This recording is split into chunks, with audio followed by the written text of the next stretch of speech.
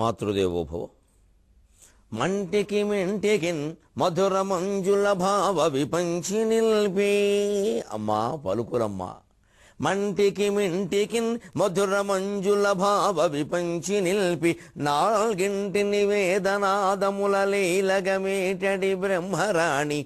మంటికి మింటికిన్ మధుర మంజుల భావ విపంచి నిల్పి.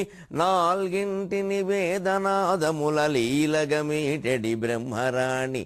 మా వంటల ఇంటి గిన్నెల కృపారసమెంతయు గృమ్మరించే. మా వంటల ఇంటి గిన్నెల కృపారసమెంతయు గృమ్మరించే. ఆ వంటలు తిన్న జిహ్వ, ఆ వంటలు తిన్న జిహ్వ ఇట వడ్డన జేయు రసానుభూతులన్. ఆ వంటలు తిన్న జిహ్వ ఇట వడ్డన జేయు రసానుభూతులన్. ఏబిఎన్ ఆంధ్రజ్యోతి ప్రేక్షక మహాశయులందరికీ నవజీవన వేదం అనే కార్యక్రమంలో 423వ భాగానికి స్వాగతం పలుకుతున్నాం. అవధానాల్లో బ్రహ్మాండంగా పద్యాలు చెబుతున్నారు. ఎలా వస్తున్నాయండి ఈ పద్యాలు మీకని ఒక సభలో అడిగితే చెప్పిన పద్యం ఇది, సరస్వతి ప్రార్థనగా. మా యందు సరస్వతి కృప సంపూర్ణంగా ఉందండి. మీకేమో మూలా నక్షత్రంలో సరస్వతి కనపడుతుంది, మాకు ఇంట్లో ప్రతి మూల ఆవిడే ఉంటుంది. అసలు మూలంలో ఉన్నది ఆవిడే కాబట్టి. మంటికి మింటికి మధుర మంజుల భావ విపంచి నిల్పి. భూమికి ఆకాశానికి వేస్తుంది మా అమ్మవారి వీణ. ఇక్కడుంటే అక్కడకుంటుంది అది. మంటికి మింటికి మధుర మంజుల భావ విపంచి నిల్పి. నాల్గింటి నివేదనాదముల లీలగమేటడి బ్రహ్మరాణి. సరస్వతీదేవి వీణ వాయిస్తే మామూలు పాటలు వినిపిస్తాయా? చతుర్వేద నాదాలు వినిపిస్తాయి. నాల్గింటి నివేదనాదముల లీలగమేటడి బ్రహ్మరాణి. మా వంటల ఇంటి గిన్నెల కృపారసమెంతయు గృమ్మరించి. ఎప్పుడో ఇంట్లో మా వాళ్ళు వంట చేస్తూ ఉంటే ఈ వంట వాడికి ఏం రుచిస్తుంది, కాస్త మంచి పద్యాలు చెప్పాలి, ఎలా ఉంటే అలాగని ఆవిడ వచ్చి కనిపించకుండా అమ్మవారు వచ్చి కృపారసమెంతయు గృమ్మరించే. మా వంటింట్లో గిన్నెలేవు అలా పెట్టి మా ఆవిడ మూత పెట్టడం మర్చిపోతే ఆవిడ తన దయారసాన్ని అందులో గుమ్మరించి ఉంటుంది. మూత పెట్టినా గుమ్మరిస్తుంది. ఈ మూతలు ఆవిడనే ఆపుతాయి. మా వంటల ఇంటి గిన్నెల కృపారసమెంతయు గృమ్మరించే. ఆ వంటలు తిన్న జిహ్వ ఇట వడ్డన జేయు రసానుభూతులన్.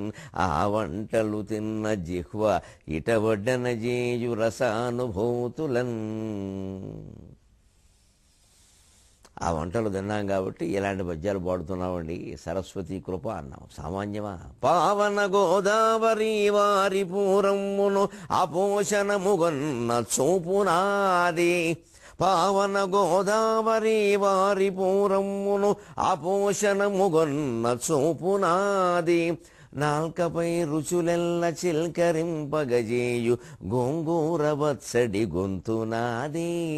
నాల్కపై రుచులెల్ల చిల్కరింపగజేయు గోంగూర వత్సడి గొంతునాది. ఆంధ్రజాతికి గుర్తు ఆవకాయను చేర్చి, ఆంధ్రజాతికి వేదమావకాయను చేర్చి విడి అన్నము మృంగు వాడినాది. ఆంధ్రజాతికి వేదమావకాయను గూర్చి చేర్చి వీడి అన్నము మృంగు వాడినాది. ఆశువుల్ వల్లించు అవధాన విద్యలో జగతి ముక్కున వ్రేలు జాతి నాది. ఆశువుల్ వల్లించు అవధాన విద్యలో జగతి ముక్కున వ్రేలు జాతి నాది. కోడి రామమైన కొక్కోకమైనను, కోడి రామమైన కొక్కోకమైనను అంతుజూచునట్టి పంతము గల ఆంధ్రజాతి నాది. కోడి రామమైన కొక్కోకమైనను అంతుజూచునట్టి పంతము గల ఆంధ్రజాతి నాది. అవధాన విద్యలో, అవధాన విద్యలో గరికపాటి జేయు గరిమనాది. గరికపాటి జేయు గరిమనాది. ఇది ఒక్కోసారి పౌరుషాలు, ఆవేశాలు ఇలా ఉంటాయి అమ్మవారిని తలుచుకుంటే. మీరు కూడా మన ఇంట్లో ఉండేటువంటి విగ్రహాలని ఫోటోలని ఏవో ఫోటోలు విగ్రహాలు అనుకోకుండా సాక్షాత్ లక్ష్మీదేవి, సాక్షాత్ సరస్వతీదేవి, సాక్షాత్తు రాముడు, కృష్ణుడు, శివుడు మన ఇంట్లో ఉన్నారు. వాళ్ళకే మనం సేవలు చేస్తున్నాం. ఏదో బొమ్మలకు నైవేద్యం పెట్టి బయటికి రావడం లేదు. వాళ్ళు అక్కడ ఉన్నారు అనే భావనతో చేస్తే 10 నిమిషాల్లో ఫలితం కనపడుతుందండి. ఫలితం ఎంతసేపు అండి? ఆ ఫలితాన్ని మనం నిలబెట్టుకోవడం కష్టం. కానీ అమ్మవారు ఇవ్వదలుచుకుంటే మన దోషిలి సరిపోతుందా? మన ఇల్లు సరిపోతుందా? సముద్రం తెచ్చి పోసేస్తుంది ఆవిడ.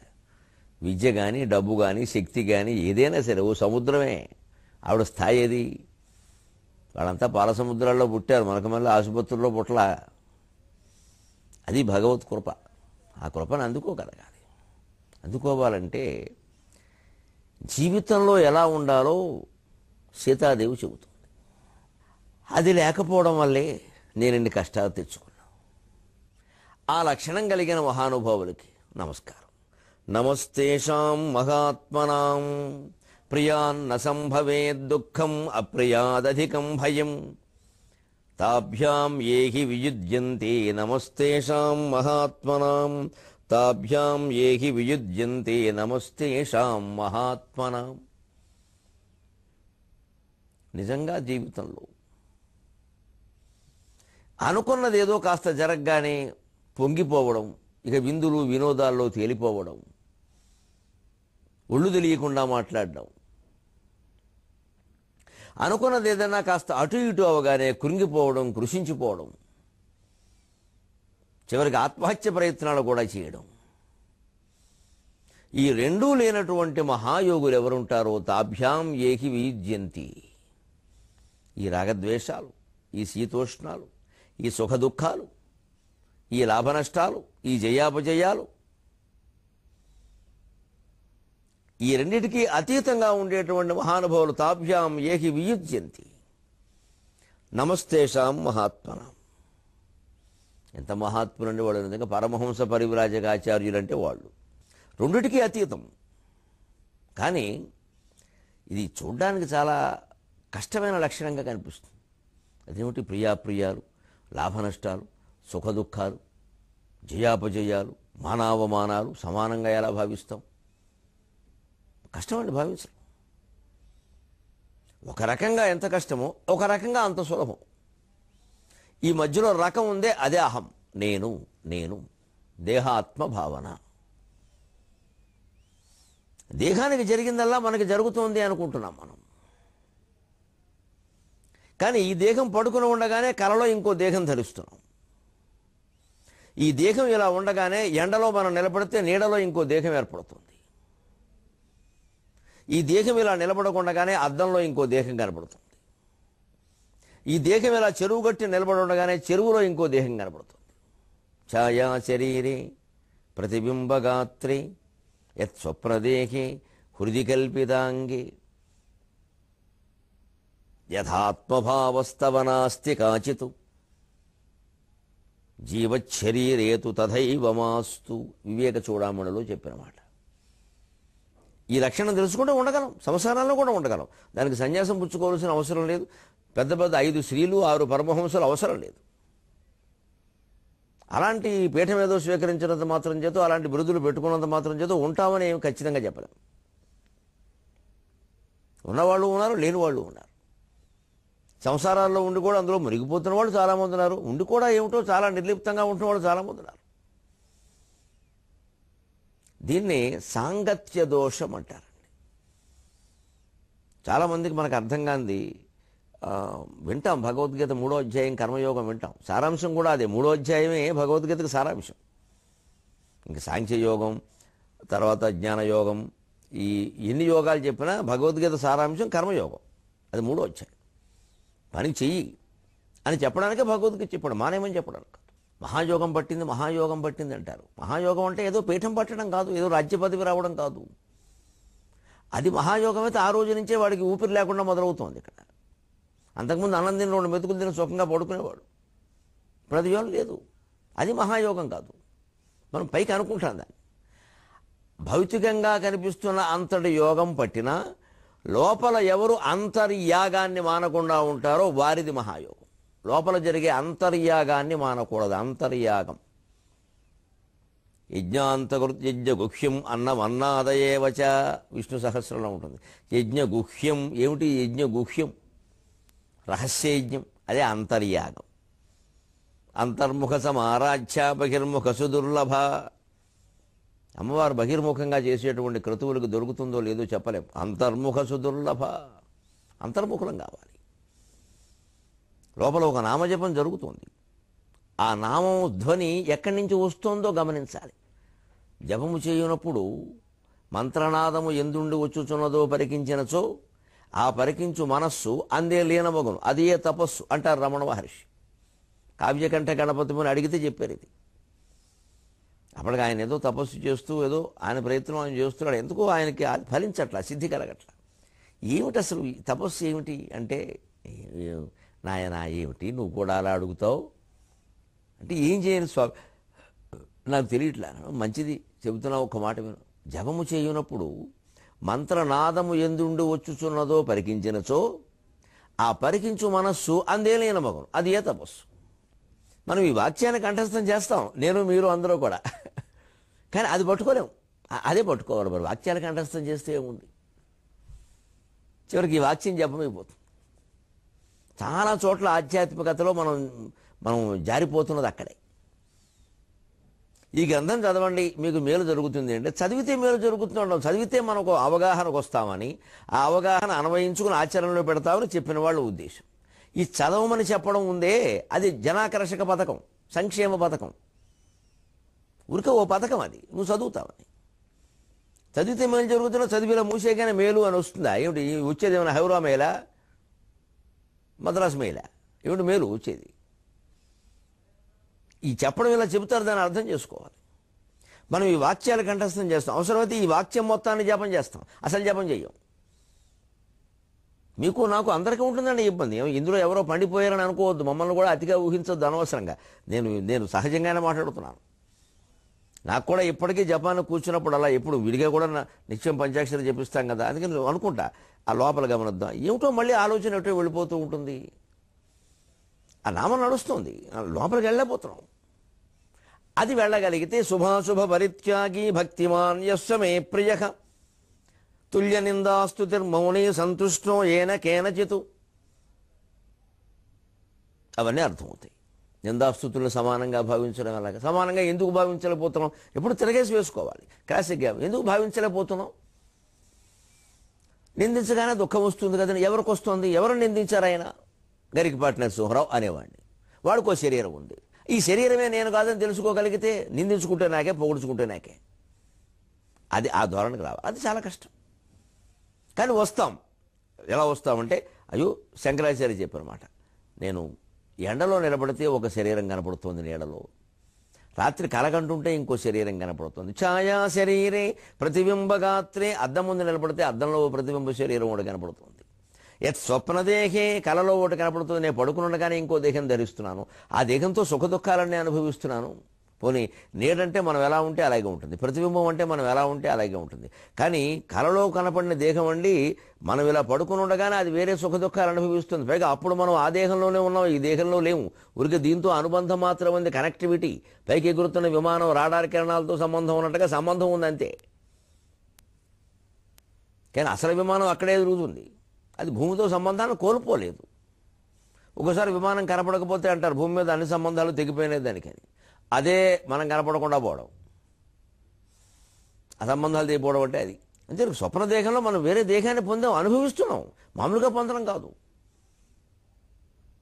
అప్పుడు ఈ దేహం ఉందనే విషయం మనకు తెలియదు, కానీ ఉంది. స్మృతి కల్పితాంగి ఇంకోటి కూడా ఉంది విచిత్రంగా. ఇది నీడ కంటే ప్రతిబింబం కంటే విచిత్రమైనది, స్వప్నం కంటే కొంచెం తక్కువది. హృది కల్పితాంగి. మనం ఇలాగే కూర్చుని ఊరికే కళ్ళు మూసుకుని కానీ కళ్ళు తెరుచుని కానీ ఏటో దృష్టి పెట్టి ఆలోచిస్తున్నాం వేరే విషయం మీద. ఎవరో ఎదురుగా ఉండొచ్చు, ఉండకపోవచ్చు, మామూలుగా వేరే విషయం ఏదో ఆలోచిస్తున్నాం. ఈ శరీరం ఎక్కడే ఉంది, మనం ఆ ఊహిస్తున్న శరీరంలోనే ఉన్నాం. అదే హృది కల్పితాంగి అని శంకరాచార్య ప్రశ్నిస్తున్నారు. నీ అంతటి నువ్వు వేరే శరీరంలో ప్రవేశించి సుఖ దుఃఖాలు అనుభవించడము నువ్వు చూశావు కలగనేటప్పుడు. నీ అంతటి నువ్వు ఊహించుకుంటూ ఇంకో శరీరాన్ని దాంతో సుఖ దుఃఖాలు అనుభవిస్తూ కాసేపటికి అక్కడ ఏదో కాస్త ఆవేశానికో ఆనందానికో లోనవుతూ కూడా కాసేపటికి మళ్ళీ ఏమిటి ఎక్కడున్నాం మనం అని పగలే అని ఇలా దీంట్లోకి వచ్చావు. అంటే ఇది కాకుండా అద్దం ఎదురుగా నిలబడో చెరువు గట్టు నిలబడినప్పుడు నీ ప్రతిబింబం అందులో పడ్డం, కెరటాలు ఊగుతుంటే ప్రతిబింబం ఊగుతోంది కానీ అసలు బింబం మనిషి ఊగకపోవడం గమనించావు. అద్దంలో ప్రతిబింబాన్ని చూసుకున్నావు మిత్రమా, ప్రతిబింబం మీద ఒక మరక కనపడింది, అది నీ మీద లేదు. ఇదేమిటి ఇక్కడ మరక ఉందని ఇలా అనుకున్నావు, లేదు. కానీ మరి ఆ మరక ఎలా వచ్చింది? అద్దం మరక. అంచేత ఆ ప్రతిబింబం పూర్తిగా నువ్వు కాదు. నువ్వు ఈ బింబం ఎలా ఉంటే ప్రతిబింబం అలా ఉంటుంది, కానీ ప్రతిబింబం ఎలా ఉంటే బింబం అలా ఉంటుందని చెప్పలేము. అంటే దేవుడి లక్షణాలు జీవుల్లో ఉంటాయి, జీవుడి లక్షణాలు దేవుళ్ళలో ఉండవు. జీవుడు ప్రతిబింబం, దేవుడు బింబం. దేవుడి లక్షణాలు ఖచ్చితంగా జీవుల్లో ఉంటాయి, జీవుడి లక్షణాలు దేవుళ్ళలో ఉండవు. అంచేత జీవుల్లో ఉన్న దేవుణ్ణి పట్టుకోగలగాలి, అదే అంతర్ముఖ సమారాధ్య. జీవుల లక్షణాలు జీవుల్లో ఉంటాయి కదా. అంచేత ఈ జీవుడు అనుకుంటున్న లక్షణాలు ఏవైతే ఉన్నాయంటే అదే రాగద్వేషాలు, శీతోష్ణాలు, సుఖ దుఃఖాలు, లాభ నష్టాలు, జయాపజయాలు. అవన్నీ ఈ శరీరానికి జరుగుతున్నాయి. కలలో ఓ శరీరం, ఊహల్లో ఓ శరీరం, నీడలో ఓ శరీరం, నీటిలో ఓ శరీరం, అద్దంలో ఓ శరీరం ఉన్నట్టు ఈ శరీరం కూడా ఉంది. యథాత్మభావస్తవనాస్తి కాచితు. రోడ్డు మీద దారిలో మనం నిలబడ్డాం, మన నీడను తొక్కేస్తూ ఎవరో వెళ్ళారు. లేదు, మన నీడ మీద గేదె పేడ వేసింది, మన మీద వేసిందా? కానీ ఒక క్షణం అనిపించవచ్చు, కానీ మనమే వేయలేదుగా. ఆ చిందులు కూడా మన మీద పడలా. నీటిలో మనం శరీరం ఉంది, ప్రతిబింబం, అదేదో ఊగింది కెరటాలకి, మనం ఊగామా? వాటి ఎందు నీకు ఆత్మభావన లేదు కదా. కలలో శరీరం మీద ఆత్మభావన ఉన్నా కలలో ఉన్నంతసేపే ఉండే కదా, బయటికి రాగానే లేదు కదా. ఊహల్లో శరీరంలో సుఖ దుఃఖాలు అనుభవించిన ఊహల్లోంచి కాస్త బయటపడగానే లేదు కదా. మరి ఇన్నింటిలో నీకు ఆత్మభావన లేనప్పుడు ఈ శరీరం మీద ఎందుకు ఉందయ్యా అన్నారు ఆయన. యథాత్మభావత్తవ నాస్తి కాచితు, ఆత్మభావస్తవ నాస్తి కాచితు, జీవశరీరేతు తథైవ మాస్తు. ఈ ఉన్న శరీరం మీద కూడా అదే విధంగా తొలగించుకో అన్నారు. ఆ ప్రయత్నం చేస్తే ప్రియాన్న సంభవే దుఃఖం అప్రియాదధికం భయం. ప్రియమైందని ఎక్కువ సుఖపడ్డం, లేదా ఆ ప్రియమైంది ఏదో దూరమైందని. ఇప్పుడు ఆ ప్రియమైన రాముడు దూరం కాబట్టేగా ఈవిడ దుఃఖపడుతోంది. ఆ రాముడితో సహా ఈవిడ లంకకి విహారయాత్రకు వచ్చిందనుకుందాం. అది కాకపోయినా రావణాసురుడి మీద దండయాత్ర కోసం రాముడితో సహా వచ్చిందనుకుందాం. సీత దుఃఖపడుతుందా? రాక్షసులతో మీద యుద్ధానికి కృష్ణుడు వెళ్ళినప్పుడు, నరకాసురుడికి వెళ్ళినప్పుడు సత్యభామ కూడా వెళ్ళిందని అనుకుంటున్నాం మనం. మరి సత్యభామ ఏమైనా దుఃఖపడిందా? రామకృష్ణుడు కూడా ఉన్నాడుగా. దుఃఖపడేది. సుభద్ర అర్జునుడితో వివాహం చేసుకుని వచ్చేసింది. యాదవ వీరులంతా ఎదిరించారు, యుద్ధం చేసి సుభద్ర సారథ్యం చేసింది, ఏం దుఃఖపడలేదే? అంటే కూడా ఉంటే పర్వాలేదుగా. లేదు కాబట్టి ప్రియమైంది దూరం అవ్వబట్టి దుఃఖం, అంతే కదా. అంచేత ప్రియమని దేన్ని భావిస్తున్నామో ఆ ప్రియమని భావించడంలోనే ఉంది సుఖ దుఃఖం. ఆ ప్రియమని భావించడం మానేయాలి. వారికి చెప్పకూడదు, ఈ రోజు నుంచి నేను ఇష్టపడడం మానేస్తున్నానని, నేను మహాయోగ జీవితాన్ని గడపదలుచుకున్నాను నవజీవన వేదం ప్రకారం. అందుకని నేను నిన్ను ఇష్టపడనని భార్యకి భర్త, భర్తకి భార్య చెబితే ముందు కాఫీ ఉండదు. నా బోటుగాడికి ప్రాణ సంకటం పొద్దున్నే కాఫీ లేకపోతే. ఆంధ్ర వాళ్ళకి కాఫీ, తెలంగాణ వాళ్ళకి టీ. నాకు ఇద్దరు కావాలి. నేను దేవుడు గోన గన్నారెడ్డి లెక్క, ఆడా ఉంటా ఏడా ఉంటా. అందుకని నేను పొద్దున్న కాఫీ తాగుతా, సాయంత్రం టీ తాగుతా. నాకు రెండు ఒకటే. అందుకని ముందు కాఫీ ఉండదు. ఇష్టం లేని దానికి ఎందుకు టీ అంటారు వెంటనే. అలా చెప్పాలి, చెప్పబడి కాదు అక్కడ అర్థం. అక్కడ పైగా ఇష్టపడకుండా ఉండద్దని కాదు, దీనికి సాంగత్యం లేకుండా పనిచేయడం అంటే ఏమిటో. అసక్త సుఖమన్వభూత్ అంటే ఏమిటో నాకు కూడా నిజంగా చాలా కాలం అనుమానంగా ఉంది. భగవద్గీత చదివినా కూడా పూర్తిగా బోధపడాలి, కానీ మహాయోగులకి తోచే విషయాలు మనకి తోచవండి. సద్గురువు అన్నా సాంగత్యం అన్నా అందుకు అవసరం. ఊరికి డబడబా వాగడం కాదు గురువు అంటేను. అంతర్దృష్టి ఉన్న గురువులు, మహానుభావులు బ్రహ్మీభూతులయ్యారు ఇటీవల. సద్గురు శివానందమూర్తి గారు, ఆయన మార్గదర్శకులు మహర్షులని ఒక 50 మంది ఋషుల జీవిత చరిత్రలను పుస్తకంగా రాశారు. అందులో పరాశర మహర్షి కథ రాసినప్పుడు ఆయన ఈ సాంగత్యం గురించి నాకున్న సందేహం నివృత్తి చేశారు పుస్తకం ద్వారా. అమ్మ భలే దొరికింది అనుకున్నాను. నాకు అర్థమైన విషయం మీకు అర్థమైనా చెబుతా. మంచి అందరితో పంచుకోవాలి కదా. ఏమిటి అసక్త సుఖం అనుభవం లీనం కాకుండా పని ఎలా చేస్తామండి? సాంగత్యం లేకపోవడం ఏమిటంటే ఏం లేదు.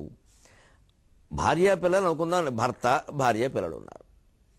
సాంగత్యం లేకపోతే వాళ్ళతో మాట్లాడొద్దు, వాళ్ళతో కలిసి ఉండొద్దని కాదు. వాళ్ళు వెళ్ళమంటే సినిమాకి వెళ్ళాలి, వాళ్ళని తీసుకెళ్ళాలి, ఖర్చు మనమే పెట్టుకోవాలి, సరదాగా ఉండాలి. మధ్యలో వెళ్ళి కాస్త మొక్కజొన్న పొత్తులు ఏవో పట్టుకొచ్చి భార్యకి ఇవ్వాలి, ఆవిడ ఆనందిస్తుంది. అప్పుడు ఆవిడ సేవేనా? ఇంట్లో కాఫీ అంటే ఆవిడ ఇస్తుంది. సినిమా హాల్కి వెళ్ళినప్పుడు మనమే మధ్యలో వెళ్ళి కాస్త బాబు స్వీటా, హాటా, పాపకారణా, పాపకారణమా అది ఏదో పట్టుకురావాలి. ఆవిడ చేతిలో పెడితే మా ఆయన నా 10 మందిలో ఎంత గౌరవంగా చూసుకుంటున్నారు అని ఆనందిస్తుంది. మీరు ఆవిడ ఇంటికి వచ్చాక ఆవిడే చేసుకోవాలని నేను అదో సరదా, అవి చెయ్యాలి.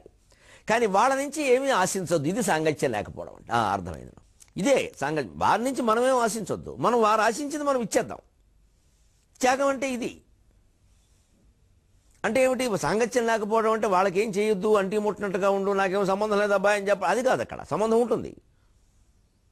వాళ్ళు ఏదైనా చిన్న సమస్య, ఆరోగ్యము, అనారోగ్య సమస్య, మానసికం చెబితే మనం తప్పకుండా చేయవలసింది చేస్తాం, సేవ చేస్తాం, ఓదార్పు మాటలు చెబుతాం, ధైర్యం చెబుతాం. కానీ మనం ఆ ఓదార్పు మాటల్ని, ధైర్యాన్ని, ఆ సేవని మనం ఆశించొద్దు. భార్య అయినా, భర్త అయినా, ఎవరైనా.